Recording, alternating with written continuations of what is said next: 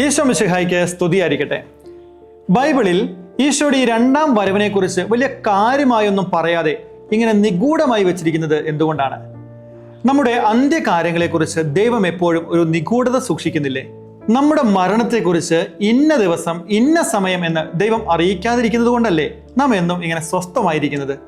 ഇത് ദൈവത്തിന്റെ ഒരു കരുതലാണ്, അവിടുത്തെ സ്നേഹമാണ് എന്നൊക്കെ നമുക്ക് മനസ്സിലാക്കാനായിട്ട് സാധിക്കും.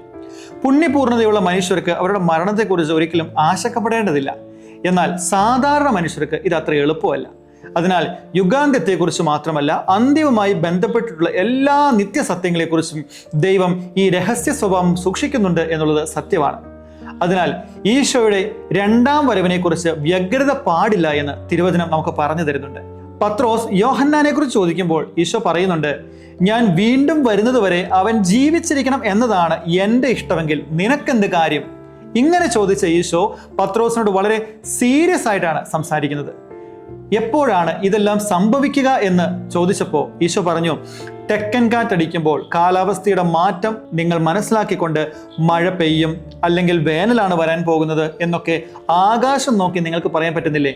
അതുപോലെ രണ്ടാം വരവിന്റെ ലക്ഷണങ്ങൾ കാണുമ്പോൾ നിങ്ങൾ മനസ്സിലാക്കിയാൽ മതി എന്ന ഈശോ ഇവിടെ പറയുന്നത്. എന്നാൽ അതിന് ചില സൂചനകളും കൂടി ഈശോ തരുന്നുണ്ട്.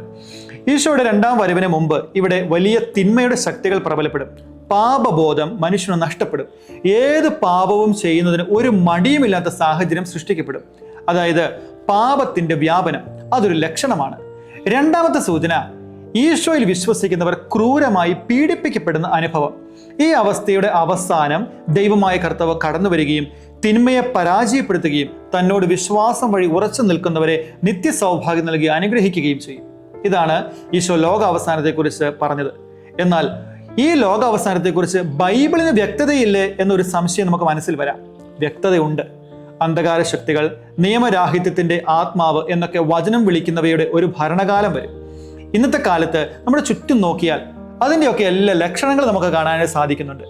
ഏത് തിന്മ ചെയ്യാനും എത്ര വലിയ ക്രൂരത കാണിക്കുവാനും മനുഷ്യന് ഒരു മടിയുമില്ലാത്തതിൻ്റെ ഒരുപാട് ഉദാഹരണങ്ങൾ വാർത്താ മാധ്യമങ്ങളിലൂടെയും നേരിട്ടുമൊക്കെ എല്ലാ ദിവസവും നമ്മൾ കാണുകയും വായിക്കുകയും കേൾക്കുകയൊക്കെ ചെയ്യുന്നുണ്ട്. കഴിഞ്ഞ തലമുറ ചിന്തിച്ചിട്ടോ കേട്ടിട്ട് പോലും ഇല്ലാത്ത തരത്തിലുള്ള തിന്മകളാണ് ഈ കാലത്ത് നടക്കുന്നത്. ഇതൊക്കെ തിന്മ പെരുകുന്നതിന്റെ ലക്ഷണങ്ങളായി മനസ്സിലാക്കുമ്പോൾ അന്ത്യകാലത്തിന്റെ സൂചനകളും ഇതൊക്കെ തരുന്നുണ്ട് എന്നും ചിന്തിക്കുന്നതിൽ തെറ്റൊന്നുമില്ല. ഇനി ഈശോ വരുമ്പോൾ സംഭവിക്കുന്നത് എന്ത്? ഈശോ വരുമ്പോൾ എല്ലാവരും അവന്റെ മുൻപിൽ നിർത്തപ്പെടും. ഇടയൻ ചെമ്മരിയാടുകളെ കോലാടുകളിൽ നിന്ന് വേർതിരിക്കുന്നത് പോലെ അവൻ നമ്മെ വേർതിരിക്കുമെന്നാണ് വചനം പറയുന്നത്. നന്മയും തിന്മയും ചെയ്തവർ കർത്താവിന്റെയും പിശാചിന്റെയും പക്ഷങ്ങളിലായി വേർതിരിക്കപ്പെടും. ഇതാണ് യുഗാന്ത്യത്തിൽ സംഭവിക്കുന്നത്. ഈ വേർതിരിവിന് വേണ്ടി നാം എങ്ങനെയാണ് ഒരുങ്ങേണ്ടതെന്ന് ചോദിച്ചാൽ, ഒന്നാമതായി നാം നന്മയുടെ പക്ഷത്ത് നിൽക്കണം. ഇതിനായി നമ്മെ സഹായിക്കുന്നതാണ് തിരുസഭയോട് ചേർന്നിട്ടുള്ള ജീവിതം, തിരുസഭയുടെ കൂദാശകൾ അനുസരിച്ചിട്ടുള്ള ജീവിതം.